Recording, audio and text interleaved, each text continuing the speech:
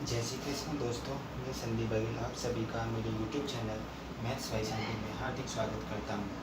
आज हम आपको एक कॉन्सेप्ट बताएंगे। कॉन्सेप्ट जी का मेंसुरेशन पर आधारित है। इसमें क्या एक क्वेश्चन है कि एक ठोस लकड़ी के घन से अधिकतम आयतन का एक लंबवर्तीय गोलाकार बेलन काटा जाता है। मतलब एक लकड़ी का ठोस घन है, उस घन में से एक बेलन काटा जाता है लंबवर्तीय गोलाकार अधिकतम आयतन का, मतलब हाईएस्ट से हाईएस्ट उसका जो वॉल्यूम होगा उतने का एक बेलन काटा जाता है। तो उस बेलन को काटने के बाद उस घन जो लकड़ी का जो घन है उससे शेष बची हुई लकड़ी है उसका मूल घन के आयतन का कितनी प्रतिशत है। मतलब जब उसमें से कोई बेलन काटा जाएगा तो जो लकड़ी बचेगी उसका आयतन मूल घन के आयतन का कितने प्रतिशत है। तो इन क्वेश्चनों में सबसे पहले हमें क्या दो चीज़ पूछी, एक तो घन आया है, इसमें एक बेलन आया है। तो सबसे पहले हमें घन का आयतन पता होना चाहिए। घन का आयतन होता है ए का क्यूब, ए मतलब भुजा। जैसे कि एक घन है जिसकी लंबाई भी ए है, चौड़ाई भी ए है और उसकी ऊंचाई भी ए है। तो ये एक 3 डायमेंशन फिगर है घन का। तो इसका जो आयतन क्या होता है भुजा का क्यूब। जैसे ये इसकी भुजा है तो जो हमने क्या मान लिया ए, तो ये क्या हो जाएगा ए का क्यूब। ये तो हो गया घन का आयतन। अब आता है दूसरा, इसमें बेलन आ रहा है। बेलन का आयतन क्या होता है pi r square h. Pi r मतलब इसकी त्रिज्या और ये गोलाकार है लंबवृत्तीय, और एच मतलब उसकी ऊंचाई। अब इस क्वेश्चन को सॉल्व करने से पहले सबसे पहले फिगर में थोड़ा समझ लेंगे कि इस चीज़ को कैसे सॉल्व करेंगे। सबसे पहले क्या है, इसमें देखो एक घन बनाया है। ये घन एक 3 डायमेंशन फिगर होता है जिसकी लंबाई ए है, चौड़ाई ए है और ऊंचाई ए है।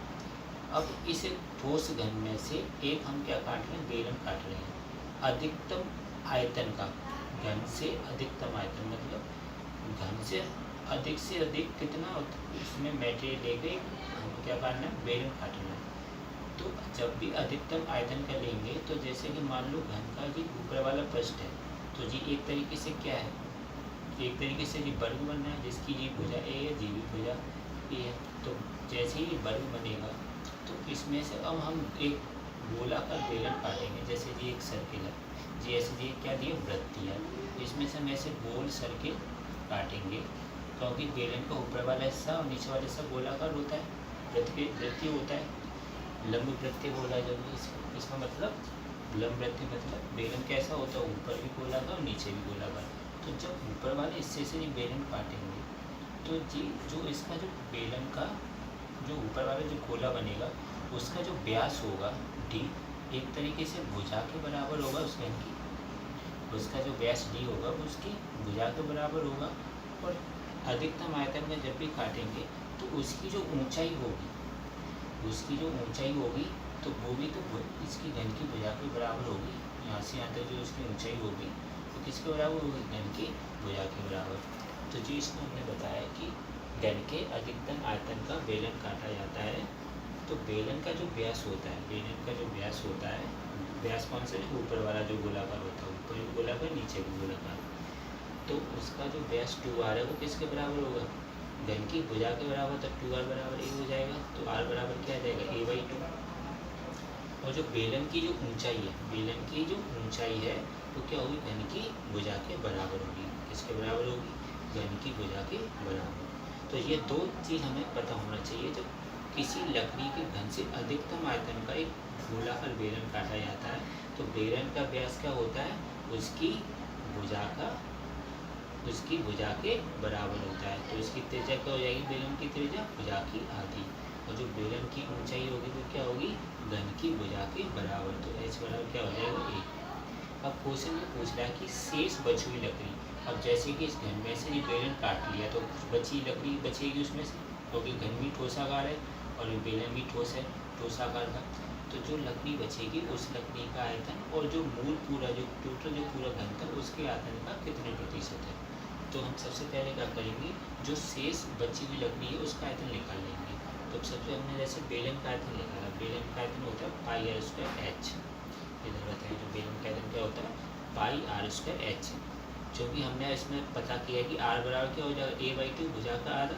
तो आर का स्क्वायर कितना लेंगे, a/2 का होल स्क्वायर। और एच क्या हो जाएगा, उसकी घन की भुजा के बराबर। तो एच बराबर क्या लिख देंगे a। तो इसको सॉल्व किया तो जी क्या हो जाएगा पाई ए क्यू अपॉन 4। तो जी क्या आ गया बेलन का आयतन आ गया। अब शेष बची लकड़ी का आयतन, शेष बची लकड़ी का आयतन कैसे निकालेंगे, पहले तो पूरे घन का आयतन निकाल लेंगे, उसमें से जो बेलन का आयतन निकाला उसको माइनस कर देंगे तो बची हुई लकड़ी का आयतन आ जाएगा। इस तरह से जी बची हुई लकड़ी है, तो शेष बची लकड़ी का आयतन कैसे निकालेंगे, घन के आयतन में से माइनस बेलन का आयतन कर देंगे। तो घन का आयतन क्या होता है इसमें बताया ए का क्यूब, तो घन का आयतन हो गया ए का क्यूब। और बेलन का कितना आया हमारा आयतन पाई ए क्यू अपन 4, तो बेलन का आयतन आएगा माइनस के पाई ए क्यू अपन 4। तो इसको जब सॉल्व किया तो ए क्यू इधर क्या आ गया 1 माइनस के पाई बाई 4। अब हमारा फाइनल आंसर जो प्रतिशत में पूछा वो क्या पूछा था कि शेष बची हुई लकड़ी का मूल घन के आयतन में कितना प्रतिशत है। तो सबसे पहले हम क्या करेंगे, मूल घन का आयतन कितना दिया ए क्यू है, और शेष बची लकड़ी का आयतन कितना है हमारा ए क्यू ब्रैकेट में 1 माइनस के पाई बाई 4। तो ए क्यू अपॉन 1 माइनस के पाई बाई 4 ए क्यू का कितना प्रतिशत है गुणा 100 कर देंगे, क्योंकि प्रतिशत किसका पूछ रहा है शेष बची लकड़ी, तो उसको ऊपर लिखेंगे। और किससे पूछ रहा है मूल घन के आयतन से, तो मूल घन के आयतन को नीचे लगेंगे और गुणा 100 कर देंगे क्योंकि प्रतिशत पूछ रहा है। ए क्यू से एक ही कट जाएगा 1 माइनस के पाई बाई 4 गुणा 100 आ गया। पाई की वैल्यू क्या होती है 22/7, तो 22/7 गुणा 4, तो इसका इसमें एलसीएम क्या हो जाएगा 28 और 7 चौक 28, 28 में से 22 गई तो कितने बचे 6 बचे, तो 6 अपॉन 28 गुणा 100।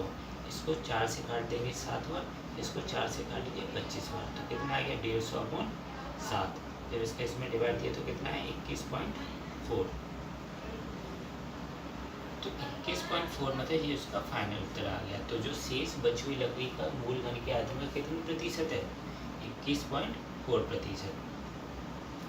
तो इस तरीके से हम इस सवालों को सॉल्व करने से पहले हम क्या करेंगे, बेलन का आयतन निकालना मेन काम था इसमें।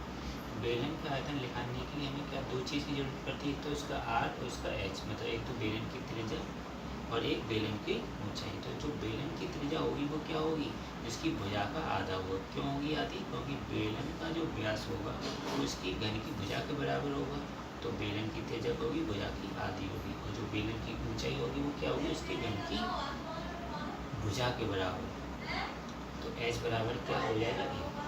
तो इस तरीके से सवाल को सॉल्व करने के लिए हम बस फिगर के माध्यम से इसको समझेंगे कि किस तरीके से इसकी ऊंचाई क्या बराबर होगी और उसका बेलन का व्यास किसके बराबर होगा, तो उसकी तुलना हम घन के आयतन से करते हैं, घन की भुजा से तुलना करेंगे।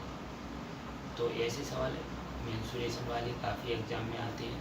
तो इन सवालों को सॉल्व करने से सबसे पहले आपको इनके फॉर्मूले पता होना चाहिए कि घन का आयतन क्या होता है, बेलन का आयतन क्या होता है। तो इन सवालों को आप आसानी से सॉल्व भी कर सकते हैं। तो दोस्तों आशा करता हूँ आपको वीडियो अच्छा लगा होगा। अगर वीडियो अच्छा लगा है तो लाइक करना बिल्कुल मत भूलें, शेयर करें ज़्यादा से ज़्यादा फ्रेंड्स फैमिली मेम्बर्स के साथ। और अभी तक अगर आप चैनल को नहीं सब्सक्राइब किए हों तो चैनल को ज़रूर सब्सक्राइब करें, बेल आइकन दबा के और नोटिफिकेशन में रखिएगा। इससे क्या होगा कि जब भी मैं वीडियो डालूँगा आपको उस वीडियो का नोटिफिकेशन मिल जाया करेगा और आप उस वीडियो को देख लिया करेंगे। मिलता हूँ नेक्स्ट वीडियो में दोस्तों, थैंक यू सो मच।